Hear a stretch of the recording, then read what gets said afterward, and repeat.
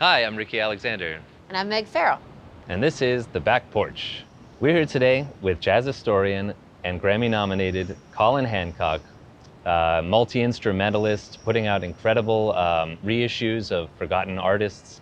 It's great to have you on the show, Colin. Welcome. So glad to be here, Ricky. I wanted to ask you, first and foremost, I've always been a fan of your bands, from your Cornell Syncopators to now you live in Austin, correct? Can you tell us about your process in leading these bands? Absolutely. So, as you said, I'm really interested in kind of the regional sounds and, the history all around these different scenes all around the country. And so when putting together a band, I really try to kind of have an understanding of sort of the history of the place and the music of that place. When I was at Cornell, it was in upstate New York, and there's a great history of jazz both at Cornell University, where I went, and in Rochester and Buffalo. And then in New York, what was going on in Harlem, and even in Brooklyn and places like that, these forgotten artists, there's a lot of underdogs who haven't gotten their due. And so just trying to make that kind of a focus. And now in Texas with my Joymakers, there's a really great sound out of sort of the triangle from Kansas City to New Orleans to San Antonio. A lot of really legendary bands came out of that part of the country, like Boots and His Buddies and Troy Floyd. Benny Moten is maybe the most famous. And so really trying to revive that sound and those textures, because it's something different and it's something that should be appreciated, I think. This is a great segue into your most recent project about Lauren McMurray, Yeah. Who is from this Midwestern kind of sound. Yeah, absolutely. Yeah, so that was with Archaeophone Records, which I love working with them. They do a lot of restorations of historical recordings, and we actually were starting out doing a Benny Moten project, which is still in the works. And we realized, a lot of the influence on the Moten band in those early days was this saxophone player from Kansas, Lauren McMurray, who kind of was forgotten as a person who really brought the heat into bands. And that was kind of why he was so useful for these band leaders, in the day when a lot of these musicians were very good readers and, okay at syncopation, but maybe they didn't really understand everything there was to know at the time about improvisation. And, you can't really fault them for that. It was still new to a lot of them. But Lauren McMurray had a knack for it. I mean, he had a gift. And he was known for it in Kansas City, where he kind of came up as a musician. And the word got out. And within months of moving into New York, he was already part of Paul Whiteman's organization. That's the top band leader in the world at the time. And it wasn't just with Whiteman. He was with Ben Selvin. He was with Sam Lannon. He was with the original Memphis Five. I mean, everybody. I mean, we keep finding records. It's almost annoying. As soon as we think we're done figuring out all the records he's on, we find something new.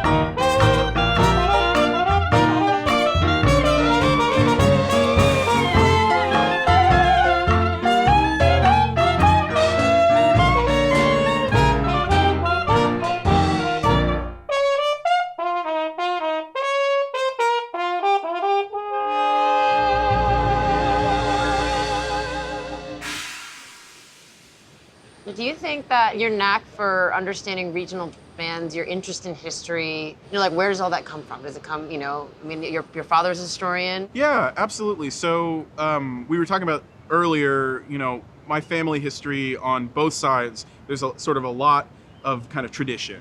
So on my dad's side, my dad is Romany, and there's just so much tradition within that culture that definitely has informed kind of my approach. And also the underdog thing. I mean, Romany people in the United States kind of, have not been exactly focused on as much as other groups. And that story is something that I grew up with and understanding and kind of approaching, how do you tell that story in a compelling way to people who may not understand it? So I grew up with that. And Can you tell us a little bit of that story? Yeah, absolutely. Of the Romany people? Yeah, just of how, I mean, you say that, that tradition influences you and helps you understand, region. What exactly is it about your specific culture that you think it influences you specifically? I think it's the idea that things aren't necessarily easy to tell in a linear way, and that's okay. The Romany people kind of originated in Northwest India and moved through Central Asia into Eastern Europe and disseminated around, and were labeled as gypsies, which came from misunderstanding that they were from Egypt. And so people tried to kind of put them in this box of, they're just people who are nomadic and live here and live there and that's it, and they just live this freewheeling lifestyle, when really it was trying to find a better life and trying to put roots down and do that kind of thing and remain true to your culture and your heritage. And so I think understanding that and understanding that, the stories are more complicated and there's usually more to it than just a name and what's on the surface was really informative for me. And then on my mother's side, I mean, we had a relative who actually was a worker on the Panama Canal from Jamaica originally, and he immigrated to the United States after that. And so, understanding that sort of lineage of, there's a Caribbean element, there's also a Panamanian element there, but then, a few years later, you get into the South and the blues and gospel and all that tradition, and it's complicated. And that's the beautiful thing about it is it's not just, somebody whose ancestors were brought over as slaves and that's it. It's way more complex and it's a real story. And I think with approaching jazz and jazz history, that's the approach that I try to have is tell the real story. It's way more compelling because they're people.